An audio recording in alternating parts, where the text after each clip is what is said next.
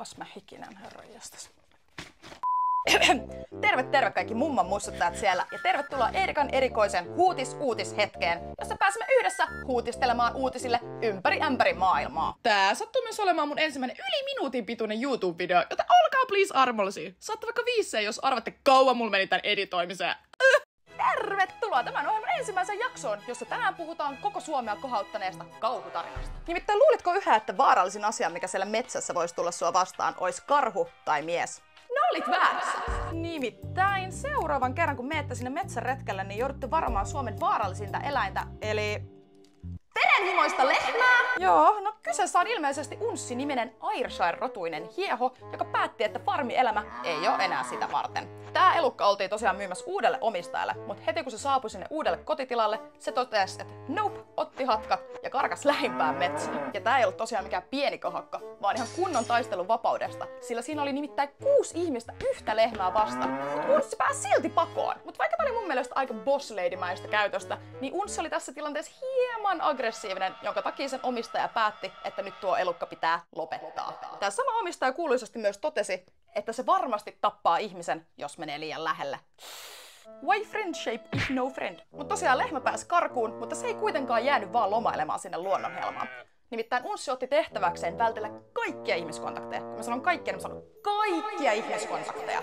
Siis kunnon introvertti muuvi. Ja tää omistajahan on siis koittanut etsiä tätä lehmää useamman ihmisen kanssa. Mutta Unssi on niin hyvä leikkiä piilosta, että sitä ei ole vaan onnistuttu löytämään. Onko sillä päällä joku maastopuku tai jotain? Mä en edes tiedä enää. Mutta miettikää nyt oikeesti. Semmoinen päälle 100 kilon painoinen elukka jossain Suomen metsässä herättää pikkasen huomiota, mutta ei ole vaan onnistunut löytymään. Mutta tosiaan tää Unssi hieho on viimeisen kuukauden aikana nähty vaeltelemassa ympäri ämpäri Suomen mettiä kuin mikäkin maaginen otus. Ja tää lehmähän on kerennyt kulkea 10 kilometrien päähän sen alkuperäisestä karkupaikasta. Vitsi mikä maratonari. Nyt, rakkaat katsojat, on taas löytynyt merkkejä siitä, että Unssi on yhä hengissä, piilossa, suunnittelemassa seuraavaa siirtoaan. Ja jos minulta kysytään, niin varmaan ihmiskunnan tuhoa. Mutta tosiaan, vaikka tästä on tehty aika iso juttu, niin tää lehmä ei ole vielä ehtinyt tappaa ketään. Yhden uhrin se on kuitenkin ehtinyt saamaan. Nimittäin yhdessä kohtaa tää Unssi omistaja yritti saada sen dronella kiinni, mutta tää lehmä vaan släppäs sen maahan ja pisti sen palasiksi. Unssille ei ryttyillä. Älä siis mene liian lähellä. Muutenkaan en suosittele lähestymään mitään lehmiä tai muitakaan sorkkaeläimiä ilman, että sä tiedät, mitä sä teet.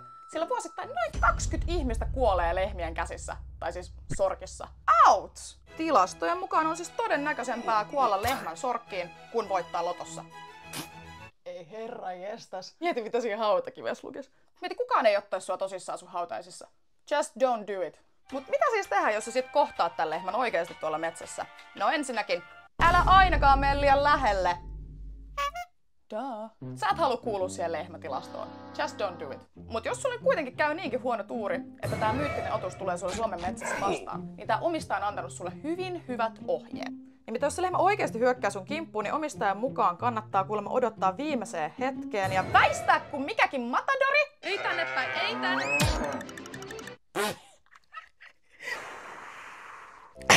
Vitsi mitä laatujournalismia taas Erka, Mut joo, mä en tiedä teistä mandariinin muistuttajista siellä, mut mä oon tässä tarinassa kyllä tän Unssin puolella. Nimittäin vaikka mä oon tätä otusta monta kertaa tässä vahingossa videoaikana lehmäksi kutsunut, niin teknisesti se on kyllä hieho, eli nuori naaras näytä, joka ei ole vielä poikinut. Hiehosta tulee siis lehmä vasta silloin, kun se on saanut ensimmäisen vasikkansa. Teoriassa voisi melkein ehkä jopa sanoa, että kyseessä on vaan nuori mimmi, jolla on kova teini-angsti. Ja eikö se siis ihan perusjuttu, että teinit väliin karkailee kotoa? Ei se ole hyvä asia, mutta sitten toisaalta tää teini myös tapetaan, jos se palaa sinne kotiin. Niin juokse, Unssi, juokse! Mut joo, tätä Unssia ei ole siis vieläkään löydetty, eli sen tarina on vielä toistaiseksi kesken. Vähän kuumottaa, että mitä tässä tapahtuu, kun talvikin tulee, ja pelottaa, että sille käy samalla tavalla kuin Haminan mursulle. Rippistä sillä. Mut joo, mitä mieltä te ootte? Pitäisikö tää hieho oikeesti lopettaa, vai ootteko te Team Unssi niin kuin minä, ja sille pitäisi vaan antaa uusi mahdollisuus? Kertokaa mulle tuolla kommenteissa.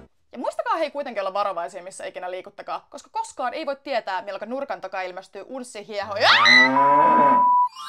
erikoiset uutiset!